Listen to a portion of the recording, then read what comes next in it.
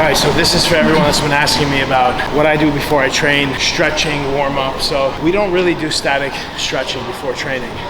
I'm not a big believer in it. Static stretching is holding the stretch for a while. You want to warm up and do more of a mobility type of workout prior to training. What do you think about that? Yeah, I like keeping my our warm-ups purposeful, right? So when we're coming into a warm-up, rather than just getting our heart rate up on a bike or a treadmill, going in and practicing and working on those things that you need to loosen up. So, for us, it's, T-spine rotation, extension, hips, hamstrings. We always like to focus on stuff with stability. So when we come in and we do these very purposeful warm-ups, I feel like by the time we get to our workouts, our bodies are more stable, our heart rate is elevated. Right now, we're both out of breath, but we're functioning better and we're actually improving the way that we move in the future.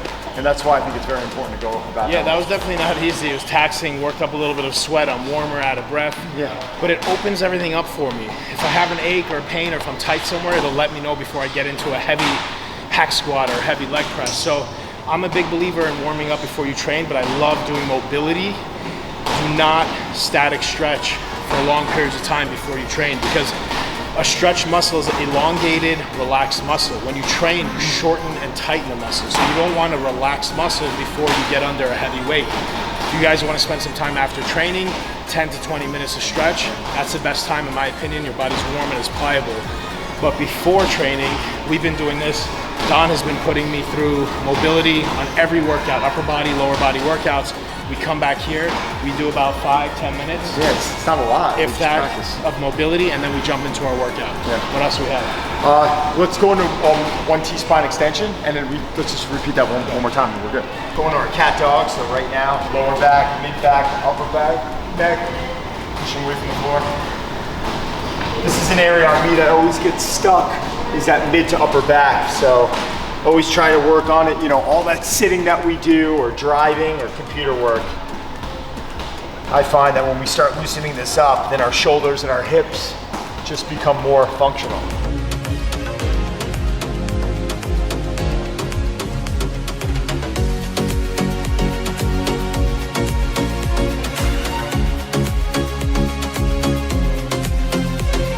Arash is always like downplaying stuff. He's like, I'm going light. He's taking my weight and doing double reps with it, making me feel like shit. It's all good. I don't feel bad about beating on him a little bit right now. Let's go, cat starts.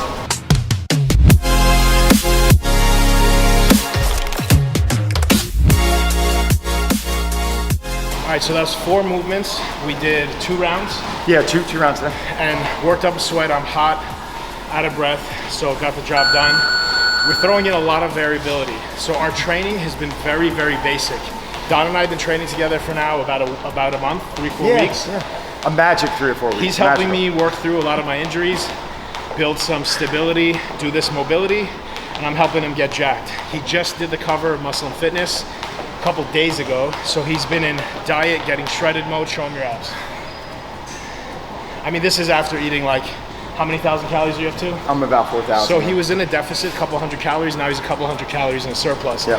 Point to me telling you this is now we're in building mode. So he's gonna be putting on a ton of muscle in the next few months. We're gonna document that. You guys check out his channel, he's gonna show you guys that. But this is what we're doing in the beginning of every workout. So I'm not a big believer of warming up, doing something completely different than you're gonna do for your workout. So a lot of guys will go and they'll do 4 sets of leg extensions to warm up and then go start working out of squats.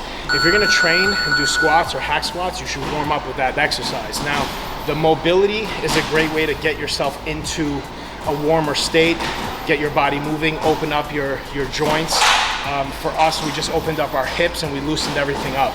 Now, Don can put it in better words for you guys. No, so no, it was actually, no, I mean, it was well spoken. I mean, every day we're changing the focus up a little bit because every day we're waking up in a different state. You might have been in a car for 3 hours yesterday. You might have trained deadlift. And then out of nowhere, you're waking up, your back's tight, your neck's tight. So I think the focus has to change. So that's the interesting thing about the human body is that due to external stressors, due to our environment, due to our family life, our relationships, all this stuff's gonna add to stress with our training. So what's been cool about Arash and I is we've been coming in here and almost like intuitively adjusting our practice or our warm up. You know, one day you're like, listen, shoulders a little tight. We spend a little bit more time on the T-spine and the external rotators of the shoulder. We work a little bit more on stability on that bottom up press. Perfect example for Arash was I introduced him to a movie called The Bottom Up Press. He is so freaking strong, way stronger than my shoulders will ever be, but he could press 150s overhead. He grabbed the 16 kilogram and it was a little bit off the first week. The second week he was like, boom. He's like, how the hell? You take a kettlebell, flip it so the big side of the kettlebell is up, and then you got to balance it and press it up. Humble. First day, I couldn't even hold it. How much was it? It was 32, 35 pounds. But the next week, what happened? You grabbed it, stability, press, and then when we got that out, and I think that was a testament to why, you know, when you got to the incline pressing, you haven't done it with the bar in a while, it felt good and it adjusted really quickly. So make your warm-ups purposeful. I like to call them practice warm-up, whatever you want, but I'll even tell someone who's trying to improve their pull-up, well, I want to get my pull-up better. Well, throw it into your practice and start doing it religiously. Just do it at a sub-maximal intensity. You're not training it to failure. If you can get 5 reps, maybe get sets of 3 and just practice that day in and day out. So that's just our approach, but it's been working.